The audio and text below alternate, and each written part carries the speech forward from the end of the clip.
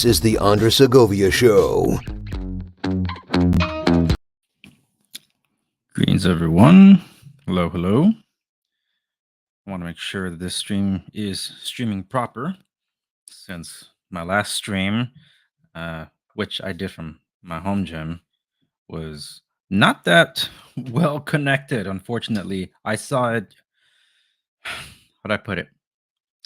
I watched in horror as after I went live and uploaded the clip to play, as the connection and the Wi-Fi from Spectrum all the way to my Wi-Fi network dropped to like the lowest bar possible. Like, dude, this is gonna look awful. So with those of you that had seen the video, because there's several hundred of you that saw it, thank you very much, and we're kind enough to like it for the content, but didn't like the quality of the streams. Like, how come it's HD but it looks so crappy? That would be why, and that's why I even mentioned it right after I played the clip, that I was going to be uploading the HD clip on its own. So I did. So if you haven't checked it out yet, you can. Now let me just make sure that everything is up and running and going smoothly. Just a moment here, folks. And this should give enough time for other people to join in too. Because I did get the live notification. There it is. Okay. Aha. If anybody's watching over on Rumble, can you let me know if you can see it? Because it looks like it's frozen on Rumble. It shouldn't be. The stream is on, and YouTube looks like it's streaming. Let's check YouTube. It's funny because the issues have been on YouTube this whole time. That's why I was having issues in between Streamyard and YouTube. There were some connection problems. So let me just make sure no connection problems here now.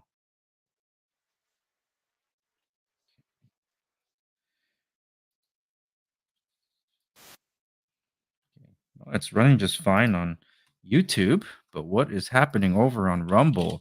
And this is going out to Twitch and X as well. So anybody of you that are over there, you can chime in the comments. I'd appreciate it to make sure that everything is a-okay, because I want to get rolling here, not take up too much.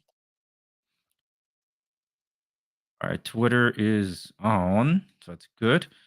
So what is the deal? What's the deal with Rumble?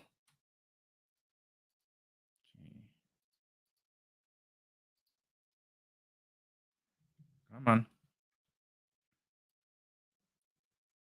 Come on, Rumble. Checking the connection here, folks. It's not rumbling. Oh, boy. Let me send a message directly to... I can't message through Streamyard to those on Rumble, so I have to message them here. Dude, Rumble just made an announcement a moment ago, but not about this. It's frozen on Rumble. Anyone else having this issue?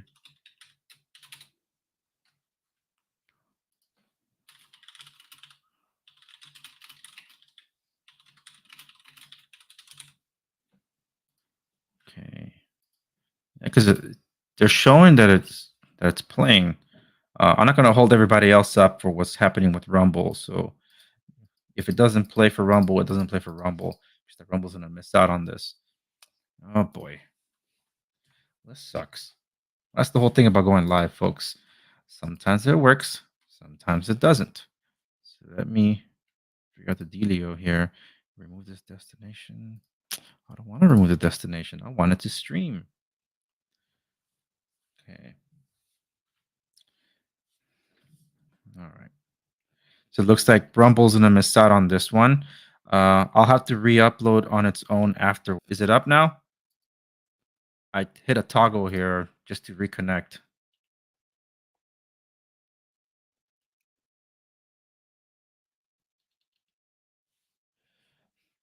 Damn, I think it's frozen. Alrighty. Well, I'm not gonna hold everybody else up for what's going on with Rumble. So if it joins in, it joins in. If it doesn't, well, unfortunately, then it won't. Okay, so let's get going here. If you're just joining, thank you very much. Rumblers, I'm sorry. I don't know what's going on with Rumble. Rumble is not queuing up. It shows that the feed is there, but depending on how and when you're tuning in, it might show, it might not. This is interesting because last time the issues were with YouTube.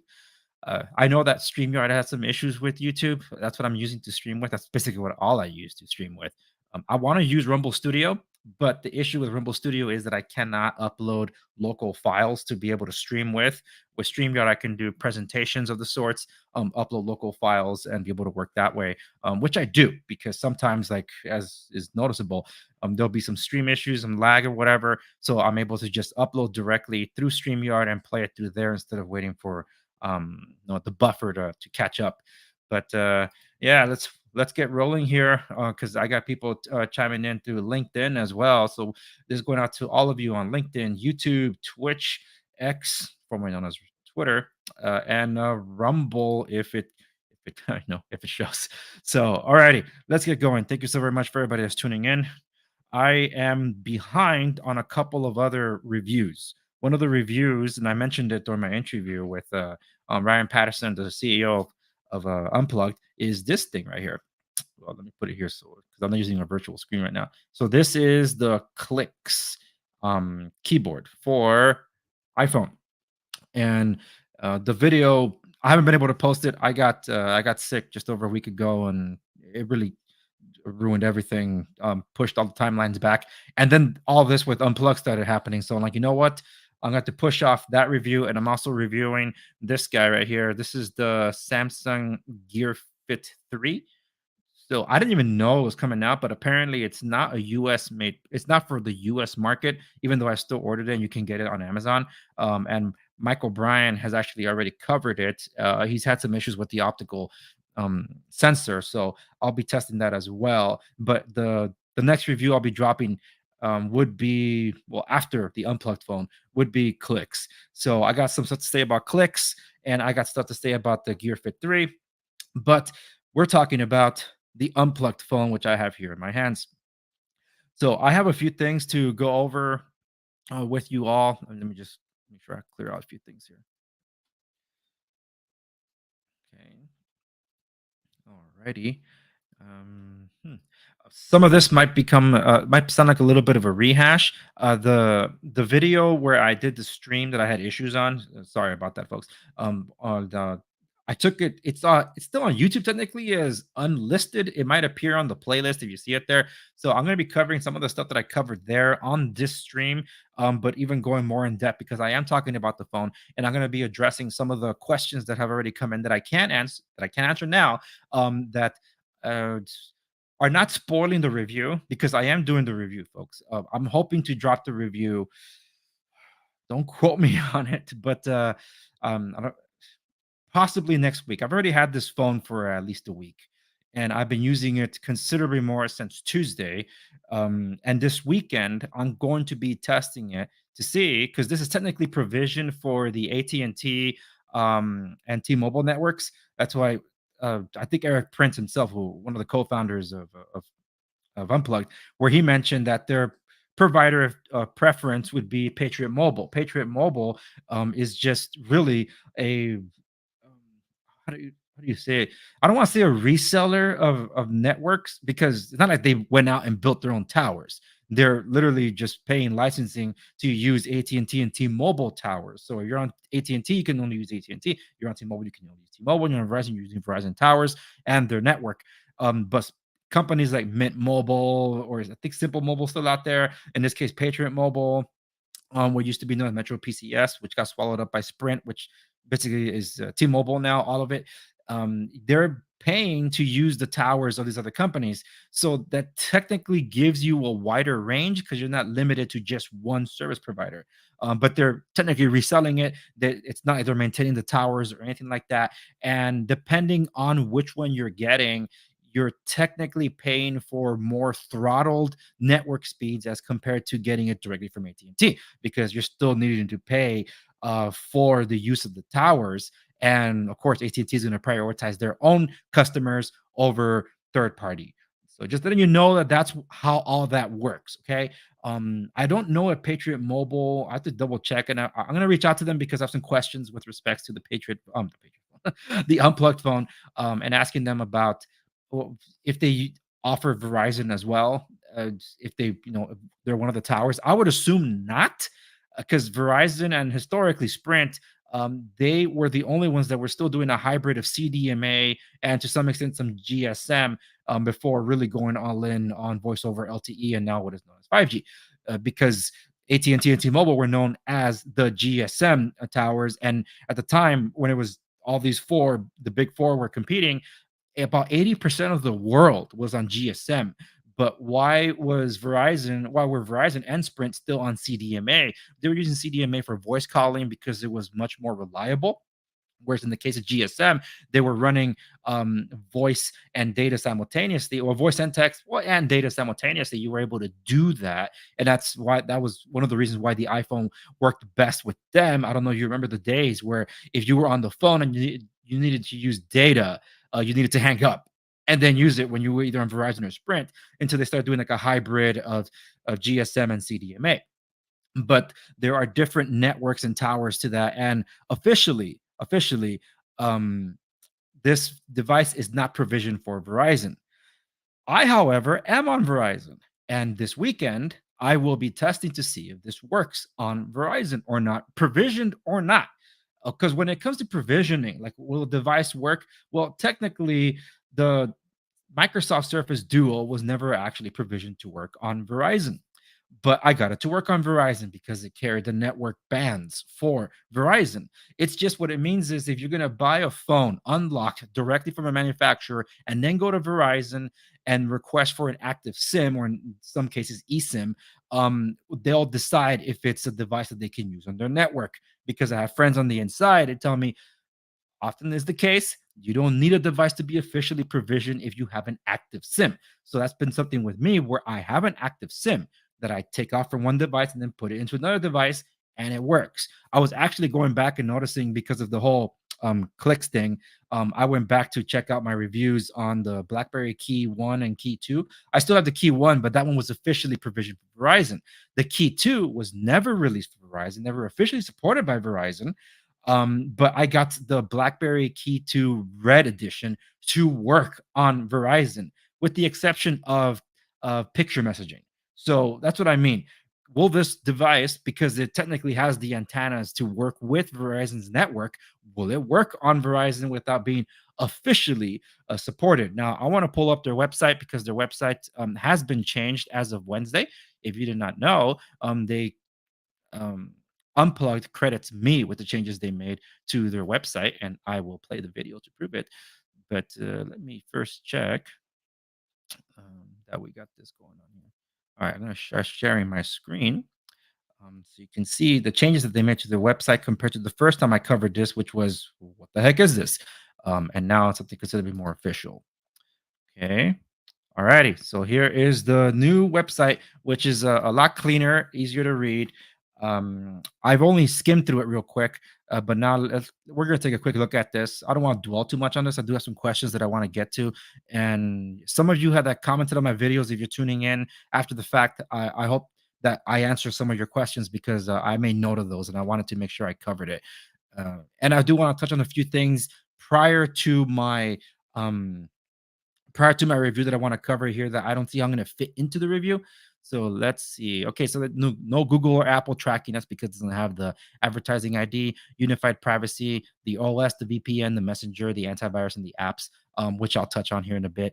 Anonymize, encrypt, and shield your data. Uncover, call, share, browse, store with the unplugged phone. Undercover. Okay, so no logs and anonymous browsing. And let's see, as seen on James O'Keefe's that interview dropped on Wednesday, and I have some feedback to give about that. And James O'Keefe says I'm switching to my new unplugged phone, and this is the reason why I covered it because James happened to mention it on one of his exposés, and I immediately texted him like, "Hey, look, when you talk to," well, I direct messaged him, and I told him, "Hey, look, you're gonna talk to Erik. I have a few questions you can ask him." And if it wasn't the case, I was gonna tell James like, "Dude, you got to drop this." Um, I don't want to talk about how James and I got connected. So I've talked about it before. You missed it. You can go back and find it. All right. But anyway, as close to off the grid as it gets, well, we'll see about that. With the unplugged phone, your data is not being monetized, sold, or shared with anyone. And turn the data. I like that. Turn the data vacuum off. Off means off. And now I will touch on that. I'm just skimming over the website, folks. You can go check it out for yourself. Simplify privacy of one device because of their app suite. Enter privacy, buy now, 14-day money back guarantee. Well, that's nice. I didn't see that on the original website. Maybe they did have it, but at least they're making it more known now. Let me open another tab for this. We'll come back to that. The UP suite. I want to touch on this before my review, and I feel this might have to be an episode all on its own because it's important. This is the best feature of this phone, the instant kill switch. Is it unique to this phone? No, you have a Pine phone or anything that runs Linux, you can get that depending on the type of. Is it the Pine phone or the Fair phone? No, the Fair phone I think was Android. Oh, so many devices out there that never really got the time to shine the in the sun. Traveling untracked. Still have questions. Support. What is the EP phone? Okay, so we have a few things here, but one of the bigger deals for me was this. They have the full store up now, and they have the unplugged phone. If I recall, wasn't it for 49 in the previous website? If it was, it's at 989. I have to look back on my episode to double check that. Either way, it's 989. It's still less than $1,000. They got a shirt now. They got a screen protector, and they have two cases, which is pretty cool because at first I'm like, well, it's a nice phone and all, but for some people, it still is pricey because you can't finance this maybe unless you're buying through PayPal. If it allows for it, you could probably finance it that way if you have PayPal credit. But other than that, most people tend to go through their carrier if they don't buy directly from, like, say, Samsung, which you can still do like a break it to like 4 payments. Even Apple, I think, is offering some kind of financing. I forget which is that third party credit company they've been using, Clara or Karma, whatever it is. But the point is, at first I'm like, well, it needs to have some kind of accessories. And to my surprise, when they launched the website, here it is. So I already ordered the screen protector and these two cases because I wanted to try them out. Unplug's not sending them to me. So just to be clear, they sent me the phone. They were generous enough to send me the phone so I could test it out for myself. So they present themselves as a legit company, and it is a legit company. By all intents and purposes, this is a legit device with a legit OS, and also backed by their warranty. So it does come with I think it's a 1-year limited warranty. Great. The box. I think I left it in the studio. Sorry about that. Because inside the box is the little pamphlet that has, I think it's on section 13 that talks about the limited warranty. So at least we know it has something. Now, with respect to the I don't know if the accessories will arrive here on time. It says first inventory arriving early May. Your items will be delivered before May 15th. So I don't think this will arrive before I publish my review. So if it doesn't, I'll still do an episode to show you what accessories are available for said device.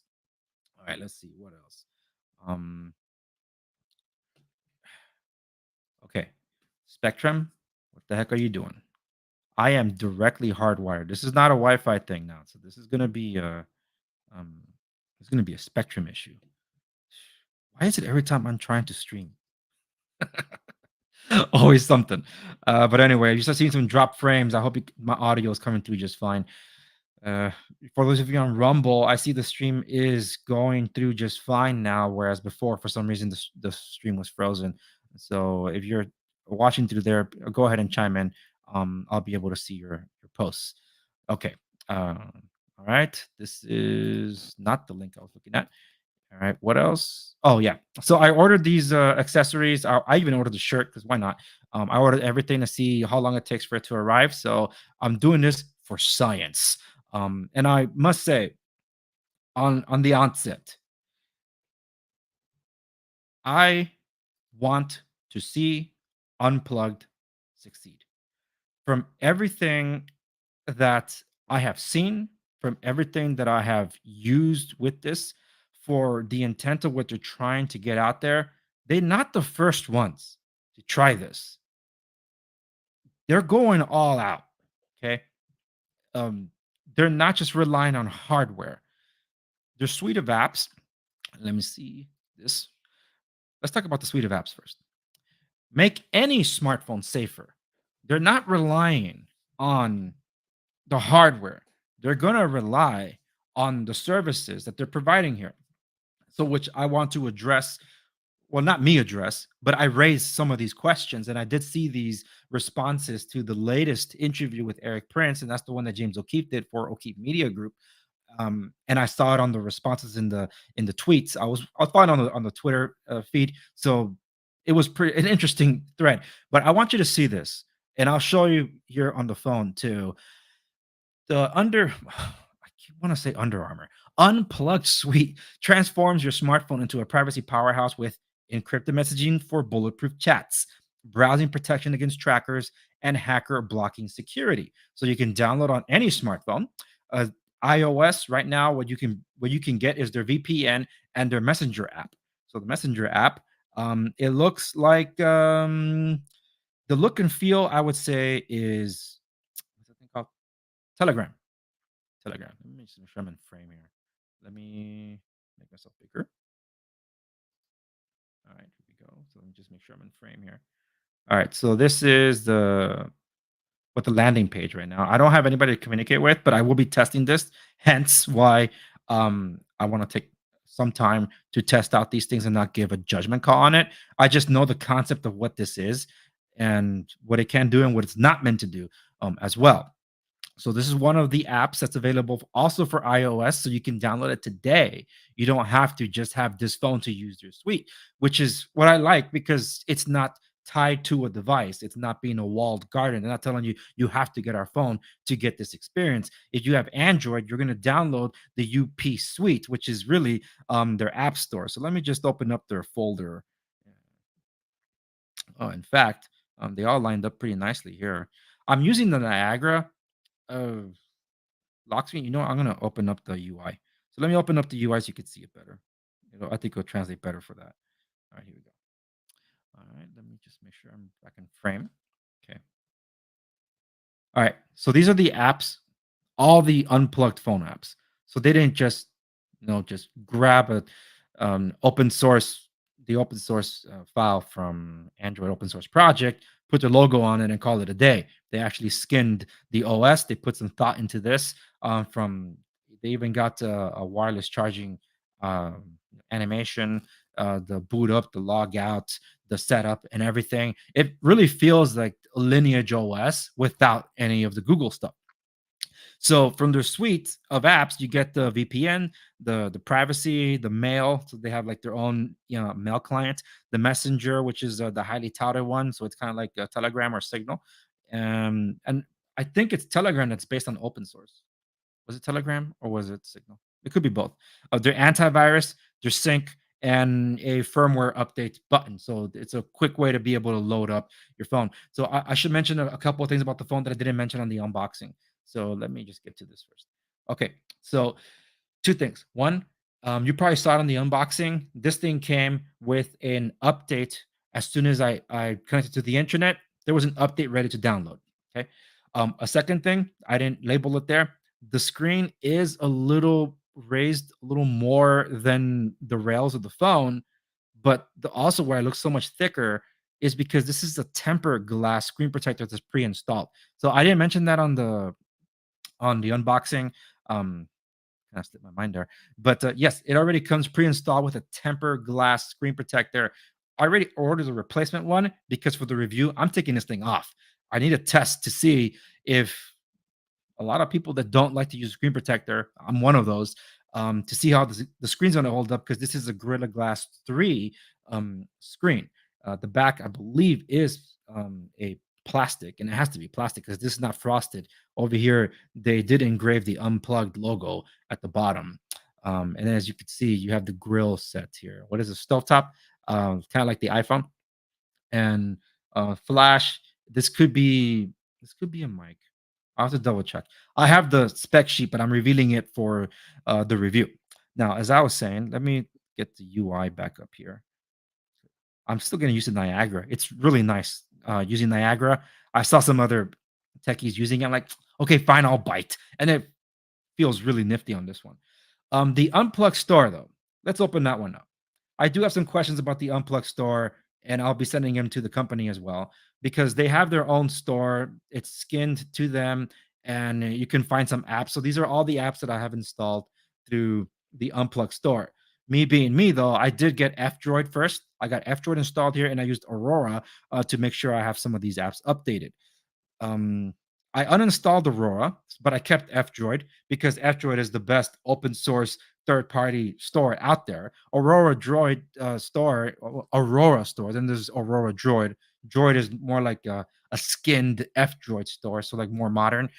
In the case of Aurora, for those of you that are not familiar with this stuff, there's a lot of third-party app stores out there. There's APK Mirror, APK Gold.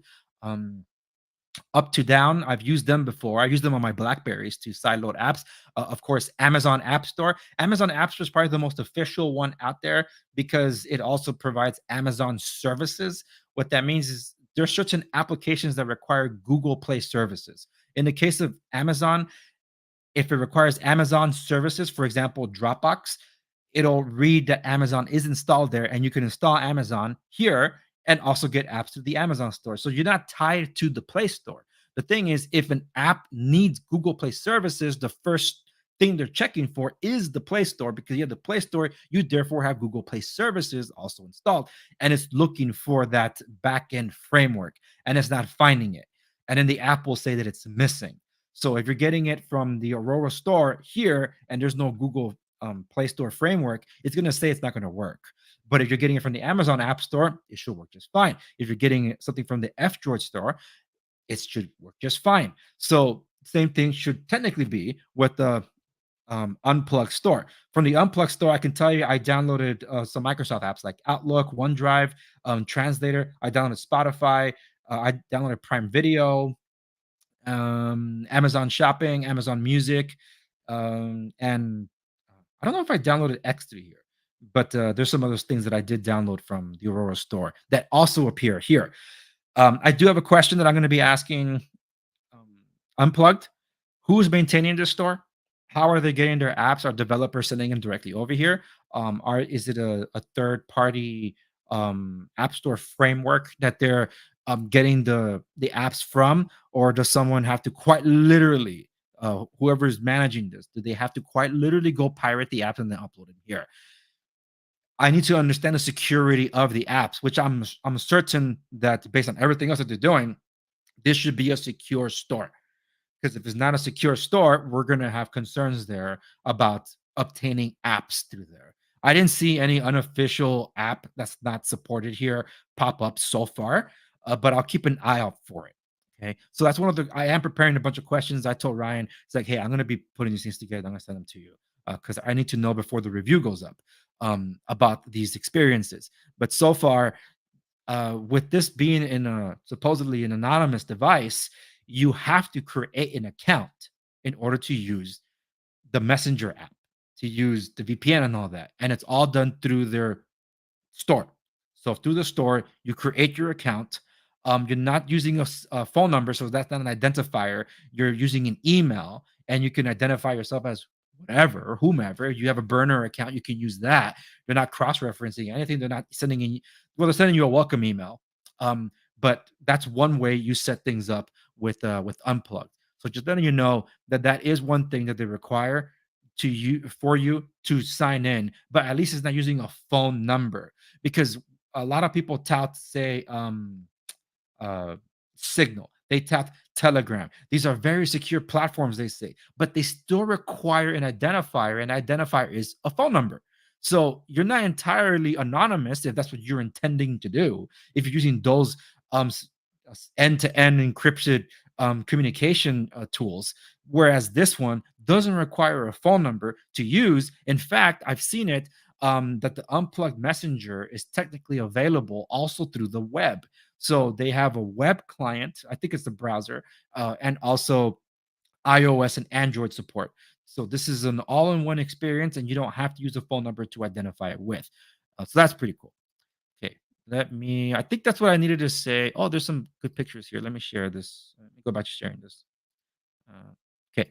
So this is the messenger. This is what it will look like when you're communicating. So end to end, self-destructing messages, secure media and file sharing. So you can do video calls, or messaging. You can send pictures, and I'm assuming that also, well, media. I'm assuming that includes video, attachments. This is like a poll, location. Take a picture. This could be something else. I don't have anybody to message as of right now, so I don't know what other features are included here, but at least it's showing you there. And let's see, learn more about the suite. Auto delete messages, the ultimate privacy toolkit, real time threat detection, that's the VPN, and no logs ever, so you can purge it. Okay, so that's pretty good. Now let's go to the VPN. So this is the VPN: anonymous browsing, global server network, no logs policy. Ryan does talk about this on my interview, so you haven't checked out the interview, by all means check it out. You don't want to miss out. And to the thousands of you over on Twitter that have checked it out, or X, thank you so very much. And for the reposting by Erik Prince, that got it in front of a bunch of other eyes. Now, the antivirus, malware detection and removal, ransomware protection, tracker profile detection. I can tell you, I have never, ever used an antivirus on my phone that I loved or kept. It's slowed down the phone like it used to do on Windows. But this is a good look at how technically the store kind of looks like. So they have a uniform experience. See, here's the store. Let me bring this back up. So this is what the store looks like. And when you have an app that you need to install or update, it'll look like this. So at least I like that they themed it out so it looks like a uniform experience. That's what you want. You want there to be a uniform experience. And because I haven't yet added an email to the email client, I'm still stuck at the welcome screen. So welcome to Up Email or Up Mail, and I will set up some emails here to test out. So this is IMAP or POP3. I don't know if it has Exchange support. I have to check. So I'm doing this for science, folks. And as a small business owner and operator, these things matter to me. That's why I also carry two devices. I carry an iPhone 15 Pro, and I'm also carrying the S24 Ultra. And I did show it before that this device is slightly taller than the S24 Ultra, slightly thinner or in width than the S24 Ultra. And I complain about this phone. The S24 Ultra is beefy, it's heavy, it's too damn big.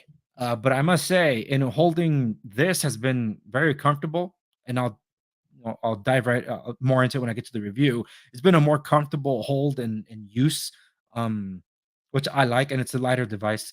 And I'll also tell you what my expectations are on this as well. So I'll get to that. But let's see. What else did I want to share? I think that was it. So those are some of the apps at a glance. Everything else, I'll be putting it over on the. I'll be sharing it more on my review. So I did want to share. Let me pull up my notes. They made the changes to the website, and they credit me with doing so. So let me pause this here. I'm going to share this tab. This is for my interview with Ryan. I want to share this with you guys. And share. Let's see. And okay, and play. Just a parting word to your audience. Andres asked some hard questions of us. They made their way back to Erik. We looked at them. We all went back and watched the video, and as a team, we're like, that was an honest, brokered assessment of what we had publicly available. He didn't have a thing in his hands, and we took some changes on. Well, it'll be after this airs, so in 2 days on Wednesday the 24th. We've got a whole new website coming out and some very direct feedback from Andres about like what we had shared publicly and what we had not, and what was seemed to be opaque has been rectified. And I appreciate you, man, as an honest broker and an honest evaluator of things. And I was glad to be able to spend the hour with you. And that was my conversation with Ryan. All right. Okay. So they credit me with the changes they made to the website. So thank you for that. Because that wasn't the intent to like just disparage, especially an upcoming company. Like, I don't know anything about them. Why am I going to disparage a company before they show up and present the product and call that product crap if I haven't held it in my hands or judged it? And they responded immediately, which is not the same experience with the other company that I did the same thing with. And in that case, I was right, very, very right. And that's why I'm sad that many people fell for the grift that it was back then. And this time, it's not the same thing. And when you have, let me give you some inside baseball. As a content creator, look, you can look around. If you're on YouTube, thanks to all of you that joined me and subscribing to my channel in the past few weeks, a lot of you, comparatively speaking, have joined in. And that's considerably more than what has been before. Because I've had my issues with YouTube. They wanted me to be part of their partner program, which I did. And then they wanted to monetize my content, which I gladly accepted. They wanted me to create a it's like a payout account, but it's an ID that they provide. Well, they ended up terminating one of them. So, because YouTube is Google, so Google ended up terminating one of them.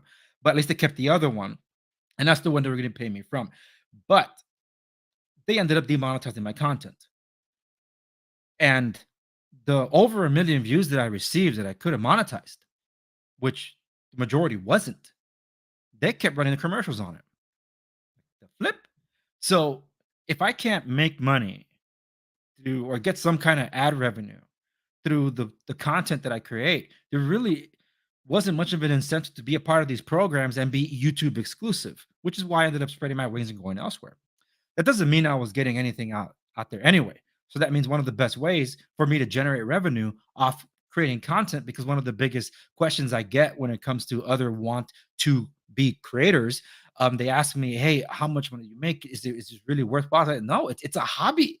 You really got to love doing this and putting in the work, because it's not free to do. I spent thousands of dollars just to get the website, the logos, the animations and all that. And that's just, to me, it feels like the bare minimum. And if I wanted to get the clicks and the audience to then get even more attention to get more ad revenue, then I would be doing clickbait stuff. But I didn't want to sell myself, and I refused to do it. But one of the biggest attractors was like, hey, would you pitch our product? And the amount of emails I've gotten over that, they have been substantial in the past year. I've received more inquiries of me to pitch a product in the past year than I have in the previous 4 before that. But there was always a thing, we'll pay you for the positive review, and you got to put it on Amazon too. I'm like, I'm not going to do that. You're asking me for airtime. You want to pay me for the airtime, but you're requiring me to give you the outcome that you want.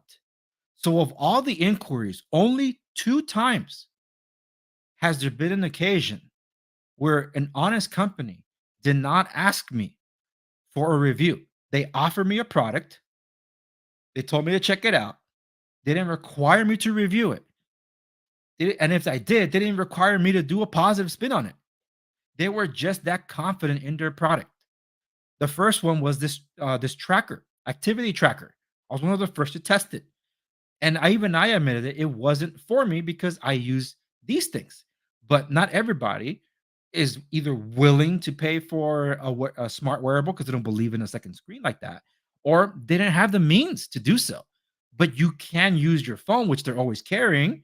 They will either put on their band or whatever and use their earphones. So there was an app that can work with it. And I did give it a positive review. And this is a company that didn't require of me anything else. They didn't even ask me to sign an NDA or whatever. They they just thanked me after the fact. Hey, thank you for the review. And then we went our separate ways. So I do appreciate that. So the second time that's happened is now. I reached out to the company, not realizing that the co-founder saw my video and the email. And I'll read a part of the email that I got from Ryan. The initial communication that he and I had, because he ended up responding, and I had some questions, and I'm going to share some of those answers with you because it's important to know about the phone, because some of it won't be in the review. So I had asked questions. I reached out to the company about their product coming up and things like that. So then Ryan responded. This is the first email I received from him. First, let me start by saying that we, as a team, really appreciated the fair treatment you showed us on your podcast. Erik Prince sent us the episode, and we all watched. Your comments about what was publicly available has encouraged us to revamp the website and all manner of customer-facing information flows. I would welcome the opportunity to join you on the podcast. I would also like to ship you one of the phones so you can get your hands on it and test it out, and so on and so forth. That is only the second time it's ever happened in maybe the 9 years I've been doing this YouTube channel. But do I get offered sponsorships? Do I get offered products to test out and just to push on to you, the consumer? Absolutely. And why don't I do that? Because first off, I'm not in it for the clicks. I'm not selling myself. And third, because this happened early on in my YouTube career, if you will, people were accusing me of getting phones from Amazon, testing it during the return period, and then sending it back to Amazon before the return window closes and get my money back. I only did that with one phone because I didn't like it. I bought it because I wanted to use it. So everything that's ever come across here, with the exception of this device that was sent to me by a company, has been something that I purchased for my use. One of the worst tech experiences that I've had has been the Microsoft Surface Duo, and yet I still have it. That was an expensive piece of tech. I wanted that thing to succeed. I'm still using it. This thing's actually a glorified desk phone, thanks to Verizon, because how I use it. You're curious about One Talk? Maybe I'll talk about that in some other episode. Let me know in the comment section down below. But that's what I mean, that this company did not pay me to say anything positive about this. And the team that was assembled by Erik to run this, the goal, their intentions, and everything, I must say, I'm invested in their success because of what they're doing. But then the question becomes, well, Andres, I can Degoogle a device. So really, why does Unplugged need to exist? They do need to exist. How many of you can Degoogle your device? And for those of us that know, we're talking about graphene. Let me pull this stuff up so you guys can see. These are the other third-party custom ROMs that are very popular, some of which I've installed on my devices, which if you want to see it, I'm not in a rush to do it because I have other videos to get out of the way first, particularly the review. But I do have Lineage, Calyx, and Graphene installed on 3 different devices that I did want to test with this device. So here is, so this is Graphene, and this one is Calyx. Okay, so if these exist out there, and they're very popular third-party ROMs, and there are third-party resellers, by the way. There are people that claim to be their own company, but what they really are just other techies that are able to buy either very well used or open box products, either through third-party places like eBay or Amazon, buy these certified renewed devices that might still have some warranty, but it doesn't matter because as soon as you unlock the bootloader, you just voided it. They get this, then they flash the custom ROM on it, then they resell it. Which is, hey, they got the work, cut out for you if you're going to do it that route. Even Rob Braxman does that. If you're familiar with Rob Braxman, the privacy guy. So there are third-party resellers that do that. Unplugged isn't one of those. They created the hardware and they created the software and it created the experience, which is what they're called the Unplugged suite of apps that they're not just putting on this phone. It's just the optimal way for you to test it on a Degoogled device. If you Degoogled your own device, you can check out their suite of apps. I know they're going to be charging for it. I think for the phone, I think the first year is free. I have to double check that. I'll add it to my notes. But you can get Calyx OS. If you know how to do it, you can flash it yourself. You can do this thing with Graphene. Why stop there? If you have a non-Pixel device, you can also get the Pixel experience. Or if you so want, you can still get Lineage. The problem with some of these offerings is that support has died. So Lineage, the end of it is 18.1. But that used to be CyanogenMod. CyanogenMod became Lineage, and Lineage basically announced that the last build that they're officially releasing with development support is 18.1. That doesn't mean the community can't continue developing. They are and will, but some of the supported devices list is dropping. Lineage is probably the widest range in support of devices that's available out there. Let me open one more tab for this one. Lineage OS. And well, I love Lineage OS. And it's one of the best experiences out there, which is what I equate this Unplugged device to be very similar to. And you can still have Google on this thing. And I'll explain what these things are here in a minute. But what I want to highlight is this. What are the supported devices for this? These are the list of devices that you can get it on. Basically, Pixels, 2 Fairphones, and 3 Motorola. In the case of Motorola's, we're talking about devices that are mid-rangers. In the Fairphone, either or. I think the Fairphone is the one where you can. It's a modular device, I believe. I never used the Fairphone. I have heard of them though. The biggest support is the Pixel. Anything from Pixel 6 all the way to the Pixel 8 Pro. And I have Graphene running on my Pixel Fold. So the butterfly phone, I have it on that one. I have Calyx on my Pixel 4, and the Pixel 4 has extended support, but it's basically reaching the end of life. They don't have any more support for any OnePlus or Xiaomi devices. What I'm saying is the pool of devices is smaller and smaller, whereas Lineage, let me share this one. If you get Lineage OS and you go to their website, you're able to see just how many devices. Let me share this tab. How many devices and different companies they have. So we're talking about a lot of different devices, older devices that you can install this on. But the question is, why would you want to install a custom ROM? Back in the day, we used to install custom ROMs to remove the bloatware because the skins on devices, especially you use Samsungs, they had touchways, they would bog down the device. The experience on a Motorola device, oh my goodness. Do you remember the honeycomb days? Those Motorola tablets were incredibly laggy. Yeah, because of the heavy skins that were running on these devices. So when you Degoogled all that, not only did you speed up your phone, you extended the life of the device and therefore the battery. My HTC One M8, the last support, I believe, was Marshmallow, which was 6.0. And that was it. But thanks to Lineage, I was able to get it all the way to Android 10. And it's snappier, speedier. The battery lasts longer. I'm grateful that I did that, but it reaches the end of life as well. What I'm getting at is that you can extend the life of the phone, and then you realize just how much faster that the phone can be by Degoogling a device, because there's just that many services running in the background that are taking up RAM, that are taking up your battery, and just wearing out the components. So you get more control by doing that. So when it comes to, like, let me show you Graphene. Install which device? Let me see. Where is the what are support devices? It was out here somewhere. I had these linked. Where the heck are they now?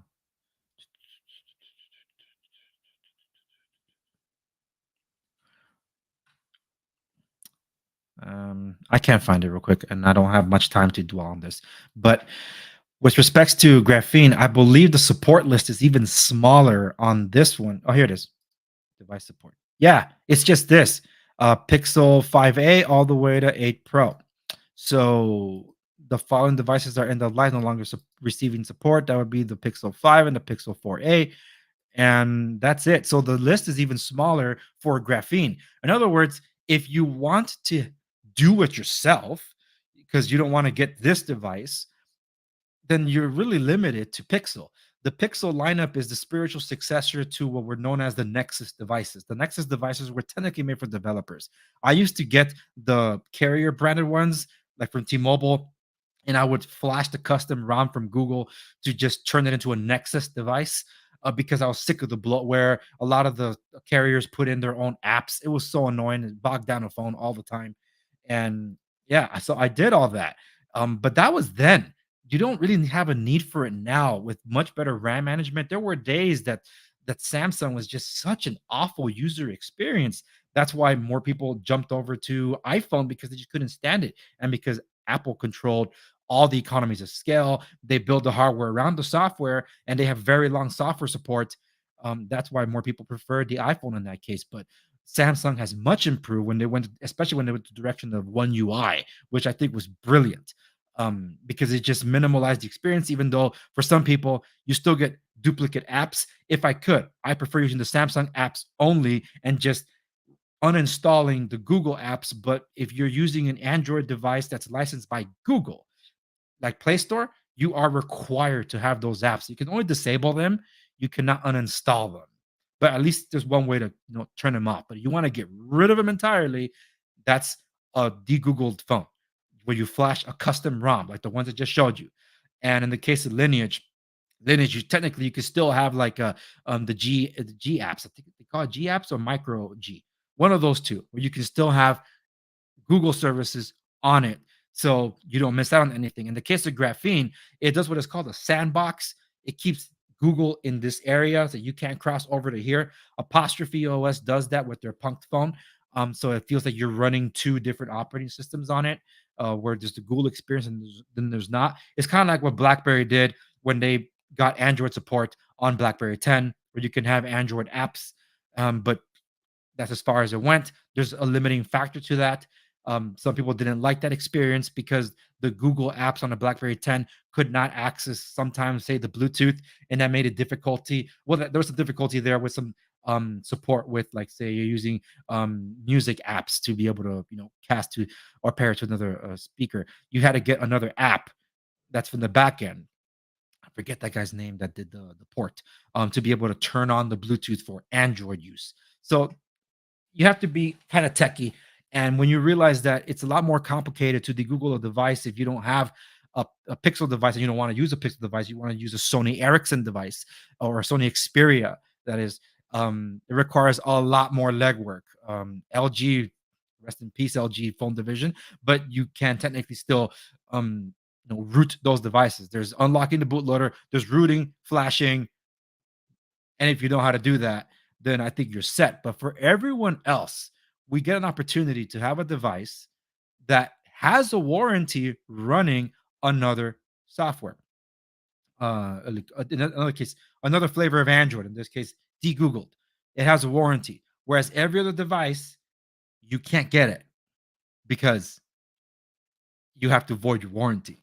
And if you know how to flash it back to stock, as they say, without destroying your device, bricking it, then by all means have at it. So even Ryan admitted as much. Yeah, you can do it.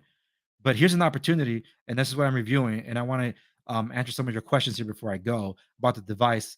That I like the direction that they're going with. I think it's a good first salvo so far. My impressions. That doesn't mean it's all fine and dandy. I have my issues with the phone, but that's going to be saved for the review. However, there's some items here that I want to touch on before I go to let you know, because I did ask this of Ryan before we ended up on the podcast together, and these questions did not make it to the podcast. So we just got so involved in talking about why this phone exists. So they're LibreOS. It's based on Android open source project. These are running Android version 13. So let me just make sure I'm right on that one. Let me see. It is Android 13. I know there was a system update, but I want to make sure that it is. Yes, it is running Android 13. So Android 13, and it has the Android security update of February 5th. and the Google Play system update of 13. So that's what this thing is running with. They said they're currently working on the Android 14 upgrade. Phones being delivered in May will be on version 14. We'll see about that because support for this is it's also part of the customer experience. There's the ownership of the device and the support for the device that really matter. So I asked, how long is the company committed to supporting the device with major OS upgrades? And Orion said, it is in our best interest to keep working to align our offering with the AOSP baseline. So kind of like a Calyx and Lineage where they have end of life. They have support for a certain amount of time. I hope that is a lengthy support, maybe 2 years from now, because this is running. Let me see. Let me get it for you. The official chipset in here. This is a MediaTek processor. But let me just make sure I got the right one here. Okay. This is running a MediaTek Density 1200. So that's the chipset for this one. And let me just make sure I'm crossing my T's and dotting my I's, because this is all right. Here we go. Share.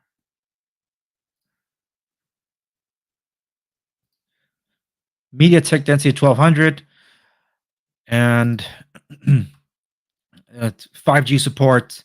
It even powers Chromebooks and all that. So it's a pretty powerful chip for what it is. Universal file share speeds of 3.1. I can attest to that. It was pretty quick. I like that. It's at least 3.1. It has Bluetooth 5.2, I believe, or 5.1 out of the box. You can record in 4K. Bluetooth low energy audio ready. Yeah, Bluetooth 5.2 is that what I think I saw some come with. But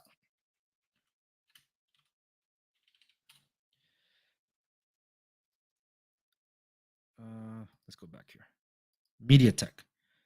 So MediaTek launched a 6mm density 1200. They announced it back on January 20, 2021. We are in April 2024. So this is a chipset that's 3 years old. So that is what some spec heads would cite as a possible concern, that it's running that much older of a chip. Keep in mind, this device has been in production and all that for 2 years now. This wasn't something that was just rushed. They designed it, developed it, and they chose this chip to work with. I'm sure some people will probably be wondering, why didn't they just go with Qualcomm? They probably could have used the Qualcomm Snapdragon. I think would have been an 865 at the time, because we're now on Snapdragon 8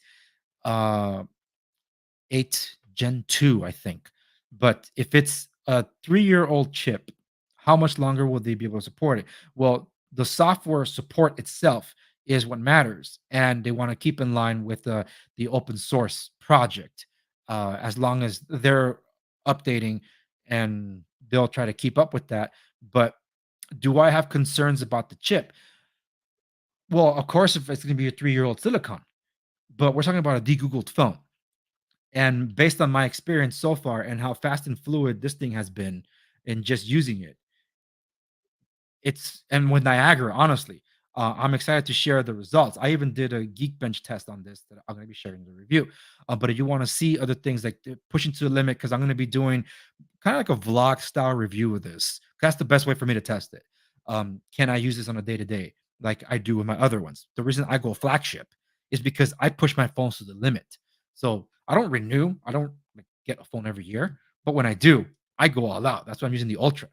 And believe me, I've crashed this phone maybe twice. So I have to push hard on these devices. I use everything that Samsung has in there, even the kitchen sink. I use DeX. I use the S Pen. I use the multitasking features to their ability. I need the brightness on display when I'm out and about and reading documents out in the bright sunlight. This is an abused phone. It's my everything. It's my communicator. It's how I run my business. It's how I have to access remote my other desktops, my media transfers. This thing is almost always connected to my computer, transferring data from inspections. I just did an inspection in Newport Beach just 2 days ago. on Balboa Island and having to take all these pictures and having to transfer them. That's not even counting video. So I want to put this device through its paces. And of course, this being a MediaTek processor I'm not used to using, it's going to be an interesting experience. I have my expectations, of course. I expect it to perform to the best of its abilities, but because this device is degoogled, there's less resources taking up the CPU. So that I'm interested in seeing how it performs, because I think the Geekbench would prove the results too. So stay tuned for that. There was something else I wanted to share with you guys before I have to sign off here, because I do got to get going. For those of you that have been watching on Rumble, thank you so very much. That means you powered through the early hiccups there. So thank you for that. And for those of you on LinkedIn and Twitter, I appreciate you as well, and Twitch. So this was a bit of a last minute stream that I ended up doing. So I appreciate you. YouTubers, I took down, no, I didn't take down, but I unlisted the video of the first exclusive first look at my thoughts. But I did upload in HD the video because I had Spectrum issues. They happened as I was streaming. Like, I knew I was going to get people complaining about it, but I uploaded in HD, so I hope you check that out. I know some of you did, so thank you for your comments. So for those of you that asked, does it work on Verizon? I will find out this weekend, and I will report back. For my expectations on this device, I expect a beast of a battery performance on this one because it's degoogled, and because it has a beefy battery. I have the entirety of the specs here. Let me pull up the file.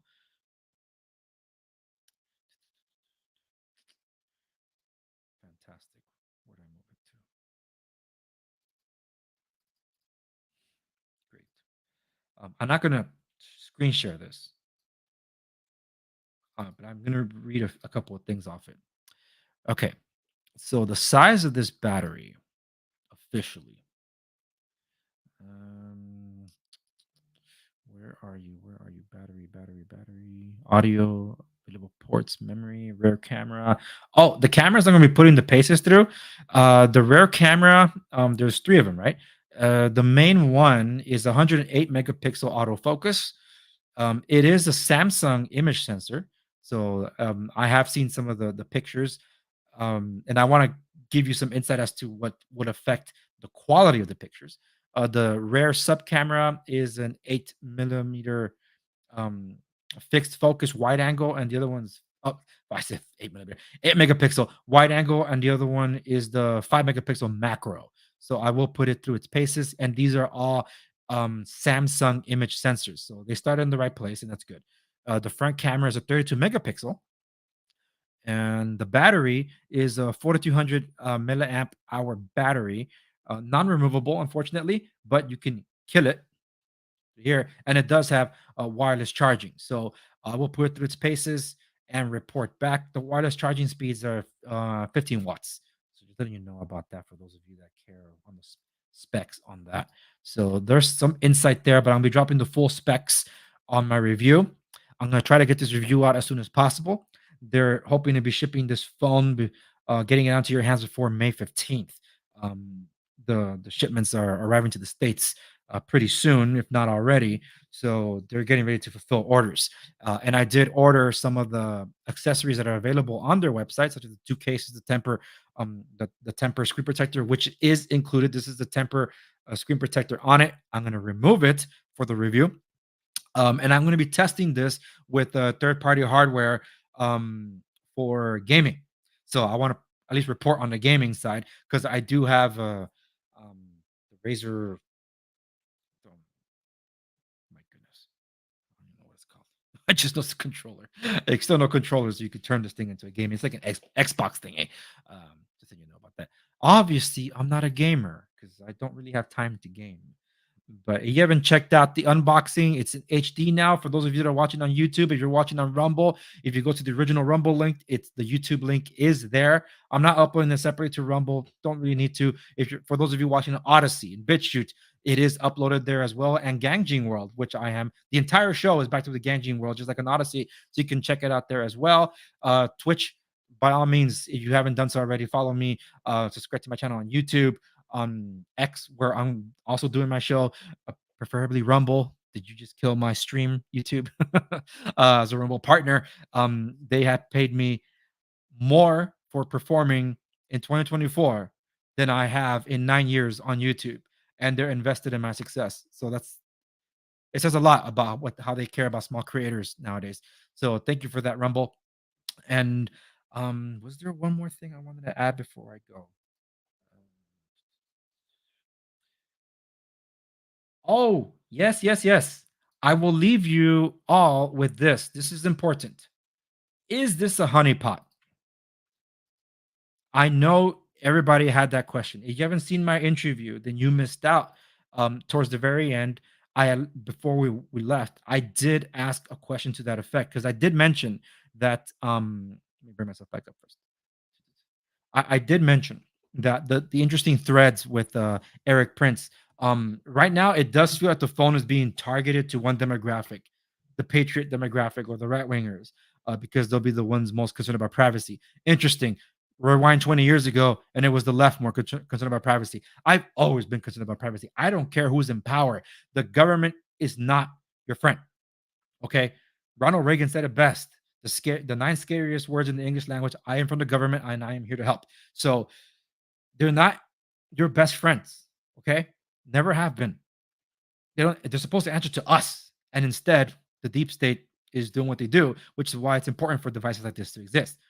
Anyway, the point is that right now, a certain demographic seems to be the target audience when you have Patrick Bet-David, or when you have James O'Keefe, or when you have the Sean Ryan show having Erik Prince and talking about the phone. I know there's at least another show or two that Erik Prince has been on, not to mention his own podcast, to talk about this. So the same demographic is kind of split. There's a portion of them that says that they want to support this device.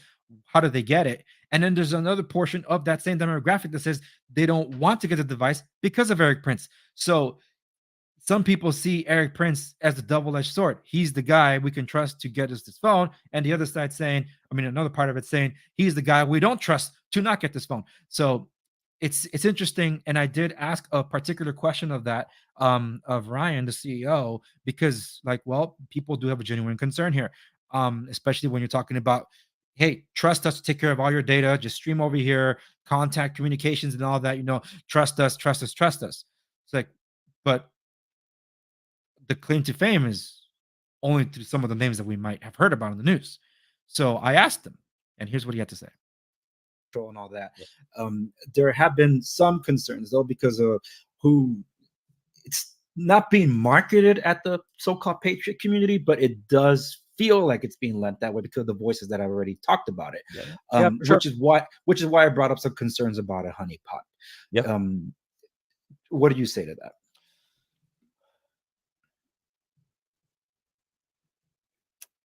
People should look into my background and the things that I've done. I have worked inside and outside of the government. I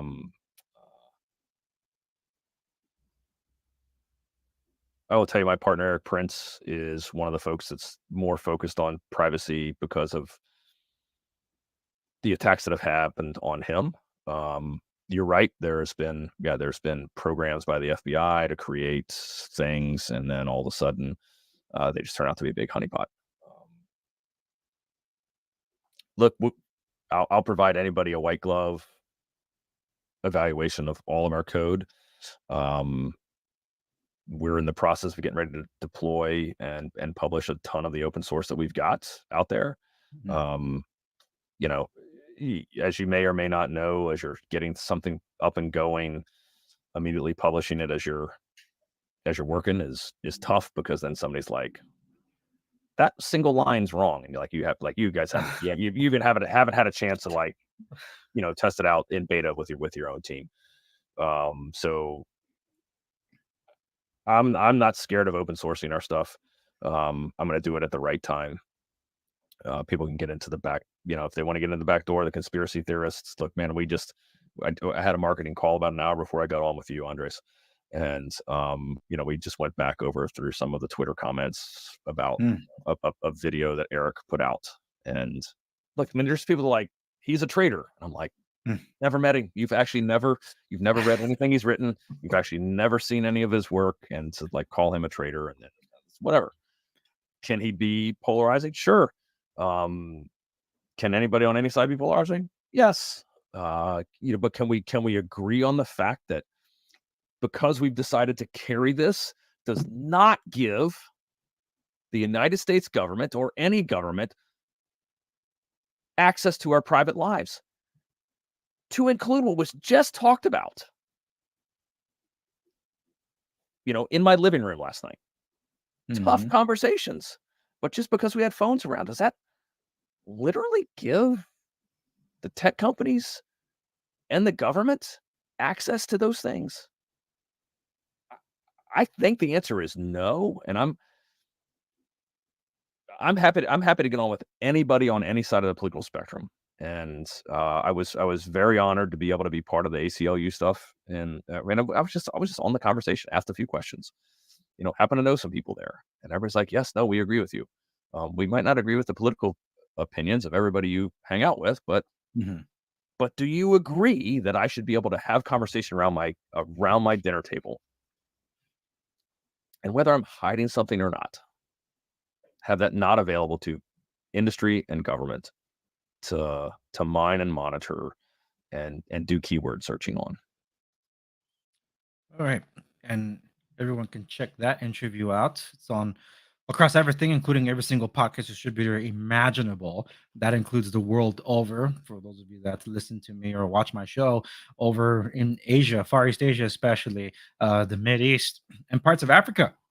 I've seen you. Thank you very much, and of course Europe. But just letting you know that, and Central America. Thank you for showing me some love. And I am aware that all of you are tuning in, checking out. But just wanted to let you all know that interview is available, and so is the unboxing video.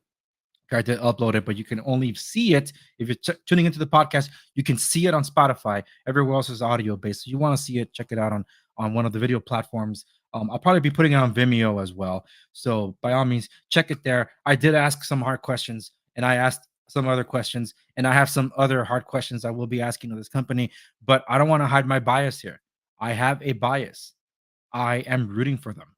I want them to succeed because I've seen firsthand what they developed, the thought and care that was put into a product, and how they stand by it. And it's not just the phone experience. It's the suite that I mentioned. And as I'm testing the suite out, and who knows, I use ExpressVPN. If I like it, will I then switch my service support from ExpressVPN over to Unplugged? Because they're not just trying to push hardware. And God knows it's hard to work on hardware. BlackBerry couldn't do it directly, so they ended up going to a third-party manufacturer. Who was it? T something. They only did 2 generations of devices, and the quality, as awesome as they looked and felt, the screens were popping out. Some of the keys had issues, and it terminated the contract, and the support never came. They never got those devices to Android Pie. No matter how many times they promised it, never made it to the BlackBerry devices. So the customer experience is very important. And the mere fact that even the company admits, like, hey, we know you don't have to get our unplugged phone to experience the Google device. You can do it yourself. But if you want a one-stop shop where it's all done for you, and you get a kill switch, not to mention, I will highlight this more when I get the chance, and it's going to be the privacy center. This is pretty awesome. It's not entirely unique to them, but the privacy center in combination with a physical kill switch for the battery, that's huge. That's huge. But anyway, that's where I'll leave it. Thank you so very much for watching this random tech stream to answer some of your questions, give you some behind the scenes about what's been going on with the Unplugged stuff. And I have other tech reviews coming up, but they got pushed back. And then this came up, so it's more like breaking news. So I've been devoting more time to it, but I will be reviewing the clicks by clicks, I think it's called. This is the Founders Edition. I did get this early on, and I finally arrived and haven't been able to share it all with you. And the Galaxy Gear Fit 3, was it worth the purchase that I made? It's cheap, but I've had the first and the second generations. How is this? It wasn't made for the US market per se. I'll let you know when those reviews drop. Those were supposed to already have dropped. Unfortunately, got behind. I'm prioritizing the Unplugged device. So So stay tuned for the review. If you want to see me compare the Unplugged versus the other Degoogled devices that I have, let me know. I am planning that. It's just depending on the time frame. We'll see when I actually do post that. And if you have any other questions, you can send it to me through social media. Follow me across the socials at Theandressegovia on Twitter /X_Andressegovia. And where's my ticker? All my tickers are gone. What happened? Oh, I'm sorry. It's in the banner section.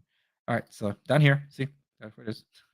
So you can follow me there. And you can send in your questions there. I am pulling from the comments across all video platforms. So if you posted on it, BitChute, you guys have been posting. Thank you so much. So I am noticing them. I'm picking them up, and I will add it to where relevant to the review. But I try to answer the ones that are not part of the review as much as I can on this stream, so I can get those out of the way and to make up for the very laggy experience that Spectrum ruined back on Monday. So for those of you that powered through it, I appreciate you all. Anyway, that's it. I gotta go. Thank you so very much. Remember to like, share, and subscribe. Hit the notification bell so you don't miss out when the videos and other posts go up. And I'll see you on the next one.